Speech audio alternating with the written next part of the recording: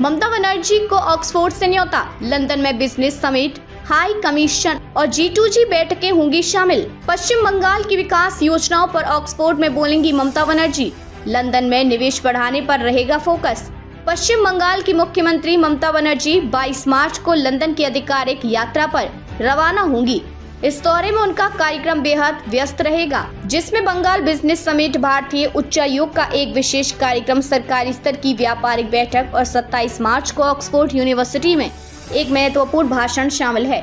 सरकारी सूत्रों के अनुसार यह दौरा पश्चिम बंगाल में निवेश को बढ़ावा देने और राज्य सरकार की उपलब्धियों को अंतर्राष्ट्रीय मंच पर प्रस्तुत करने के लिए किया जा रहा है। ममता बनर्जी का यात्रा कार्यक्रम। मुख्यमंत्री की यात्रा का मुख्य उद्देश्य व्यापारिक संबंधों को मजबूत करना, विदेशी निवेशकों को आकर्षित करना और पश्चिम बंगाल की कल्याणकारी योजनाओं को वैश्विक मंच पर साझा करना है। उनकी यात्रा का कार्यक्रम इस प्रकार रहेगा।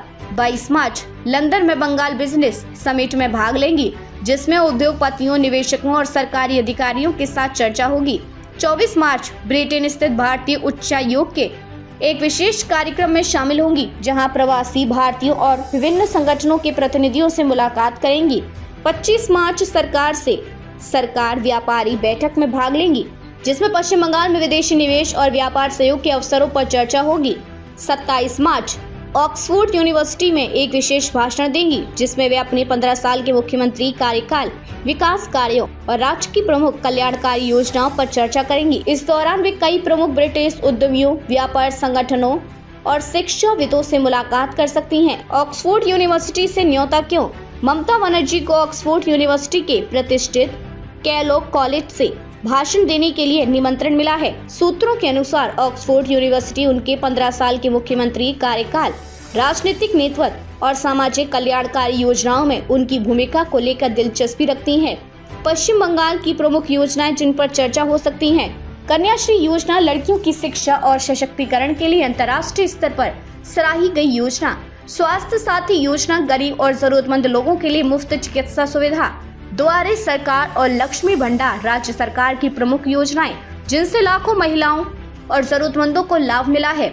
ऑक्सफोर्ड में यह भाषण उनकी नीतियों और प्रशासनिक अनुभव को अंतर्राष्ट्रीय स्तर पर प्रस्तुत करने का एक बड़ा अवसर होगा। ममता बनर्जी की प्रतिक्रिया।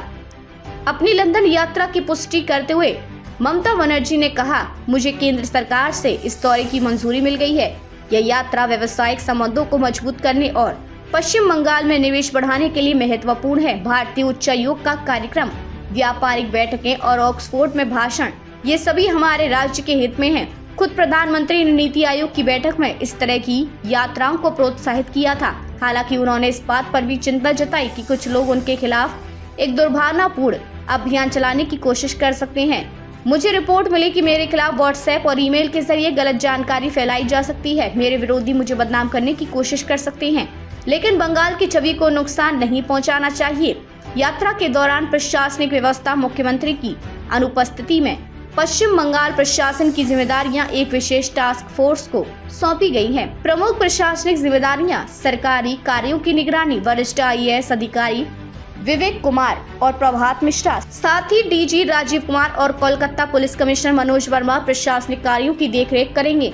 मंत्रियों की जिम्मेदारी: राज्य मंत्री फिरहाद हाकिम, चंद्रिमा भट्टाचार्य, अरूप विश्वास और सुजीत वसु विभिन्न सरकारी कार्यों का प्रबंधन करेंगे। राजनीतिक मामलों की देखरेख: सुब्रत बख्शी और अभिषेक बनर्जी पार्टी से जुड़े कार्यों का संचालन करेंगे। सरकार ने यह भी सुनिश्चित किया है कि महत्वपूर्ण फैसलों में किसी तरह की रुकावट न आए और राज्य की प्रशासनिक कार्यप्रणाली सुचारू रूप से चलती रहे। विपक्ष का संभावित हमला और सुरक्षा चिंताएं: सरकारी सूत्रों के अनुसार ममता बनर्जी की यात्रा के दौरान विपक्ष उनके खिलाफ एक नकारात्मक प्रचार अभियान चला सकता है। व्हाट्सएप और ईमेल के जरिए गलत सूचनाएं फैलाई जा सकती हैं। उनके विरुद्ध दौरे को लेकर सवाल उठाए जा सकते हैं। यह आरोप लगाया जा सकता है कि यह यात्रा राज्य के विकास की बजाय उनकी व्यक्तिगत छवि सुधारने के लिए की जा रही है। इन्हीं आशंकाओं के चलते सरकार और पार्टी कार्यकर्ता इस यात्रा के दौरान किसी भी नकारात्मक प्रचार का मुकाबला करने के लिए सतर्क हैं।